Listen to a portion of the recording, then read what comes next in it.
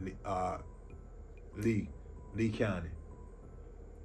So how your time was it on Pollock? Man, What was that experience even getting out there? you know, I got transferred for an investigation. So when you get a administration transfer, they try to send you to the worst prison, like the worst prison. So they sent me to Pollock, but Pollock is not called Pollock. It's called Bloody Pollock. Yeah, at the time, Pollock was the worst. It's Bloody Pollock. So when you get there, they tell you they get you an R&D. They tell you, they ask you a question. Hey, if you ain't right, don't go out there. We tell you not. Do not go out there and play with these people. If you ain't right, don't go. So like I said, about 15 people came with us. So when it's time to go out, about 5 or 6 went. The rest of them went in the bike and checked in. So boom, we get on the compound. Like I said, you get people beating on the window. You looking in. Then you get in the unit. Hey, where you from? Oh, I'm from Florida. All your homeboys over there. Or you from DC, your homeboys over there. So boom, you get it.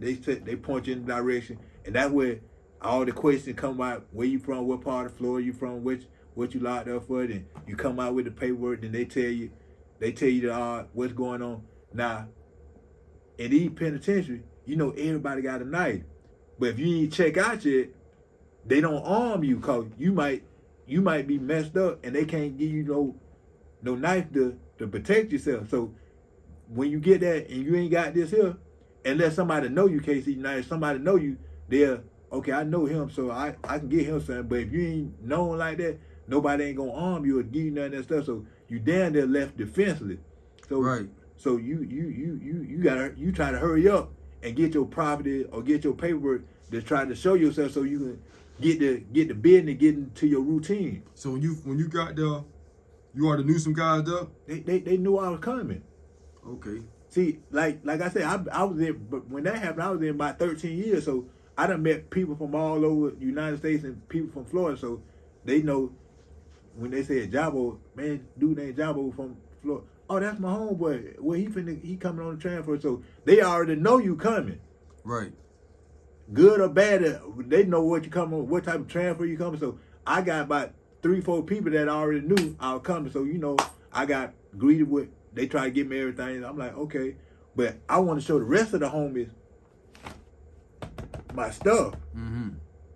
Let them know, cause me and you know each other, but they don't know me. So I want to show the rest of the homies and let them know I'm one of them. So boom, I got a paperwork showed them. So after that, everything after that was all love. But like I said, the life in the penitentiary is way different from the life of me. And like Pollock, the violence is like a 9 or 10. It's not no regular violence. It's like they kill you and leave you in the room. And one time I seen 2 dudes, well, I heard about it, I wasn't in the unit, where 2 dudes, they were fighting about some toilet paper. And the dude finna get ready to go home in 30 days. Mm-hmm. He got killed about a roll of toilet paper. Him and the seller beat him about a roll of toilet paper. And he got killed about some toilet paper. Or you might hear a story about the white boy that got a dude up there and tied him to the bed and stabbed him and left him in the room. You hear about stuff like this. You hear about stuff like this more frequently at Pollock.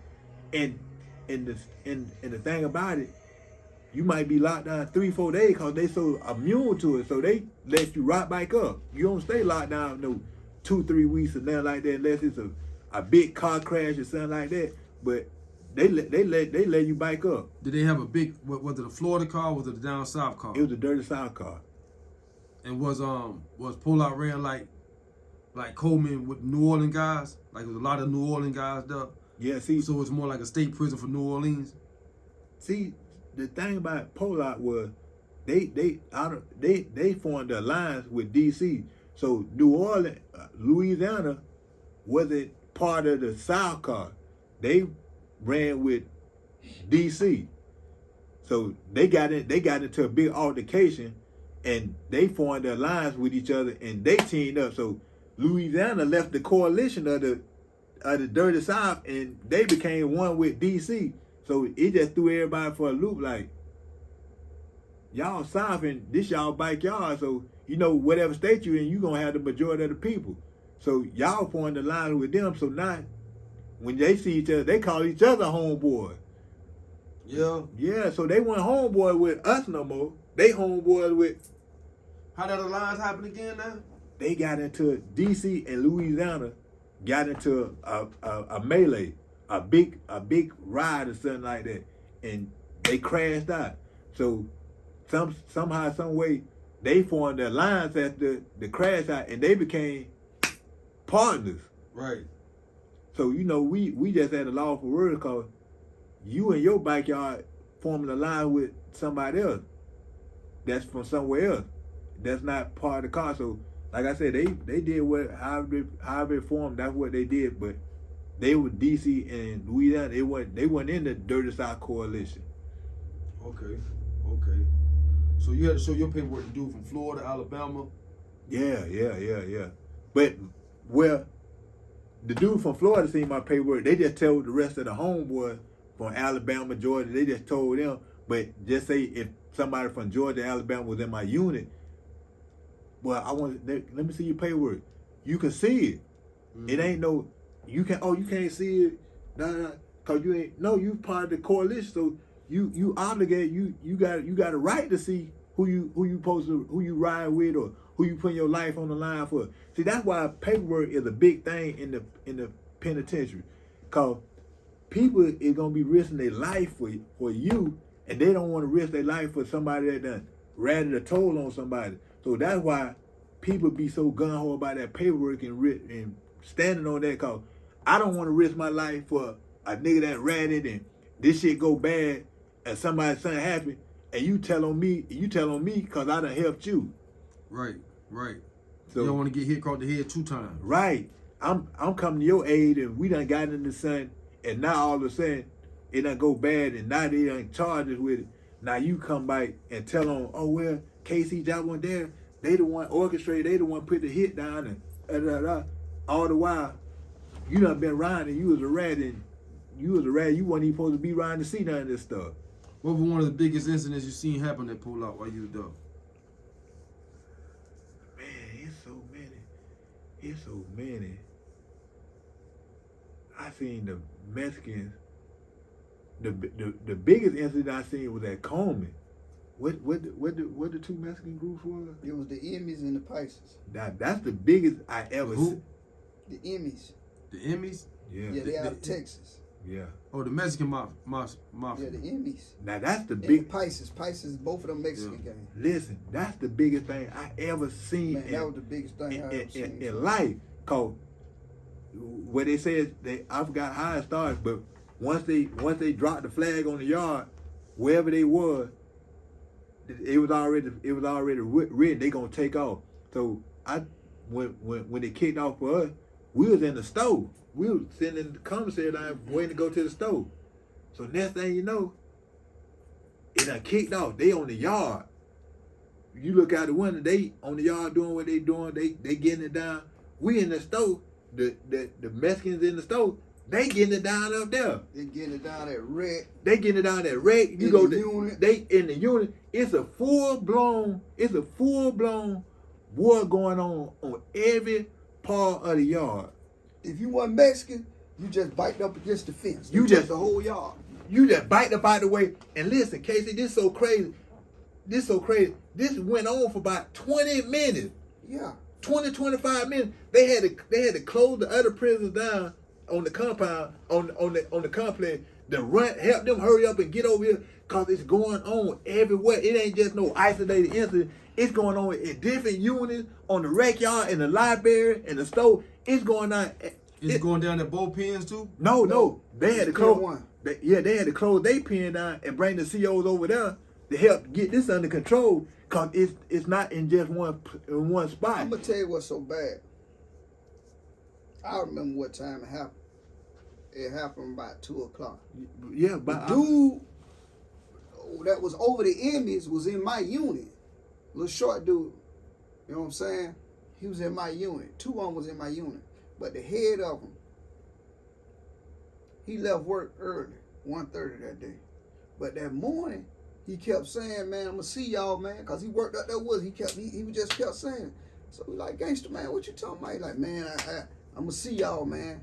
So before he left work, the motherfucker went around to everybody. Man, I'm gonna see y'all, man. I might catch you somewhere else, right? So I'm like, man, you finna go? Cause he was cool. Oh, he was short, dude. He was like, man had his flag with him, bro. He had the flag. That motherfucker came out there on the yard. They said when he went on the yard, And dropped that flag. he dropped that flag. When he dropped it, man, they were wrecking everywhere.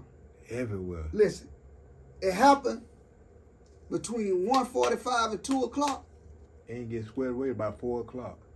Listen, they was fighting to around that time. They had people in the yard when it was dark, still trying to clear it out. Man, they had so many scratches. They taking them up this side, walking scratches. They taking the Emmys on one side, the Paisas on the other side. Going at it. I'm talking about, man, they were bringing knives up from everywhere, man. Listen, this during the time I had a cell phone. So later on that night, I pulled the cell phone out, and my cousin called. He said, "Man, what the fuck that happened?" Yeah, they got them all at they shut down Orlando hospital. Shut down the hospital. He like, "Man, what the fuck that happened out there?" I'm like, "What's up?" He said, "Man, they got y'all prison on the news. A couple people that got killed. It was a big riot." He like, "Boy, you alright?" Yeah. I'm like, I told him about it. He was listening like he done watched the movie. He like, what?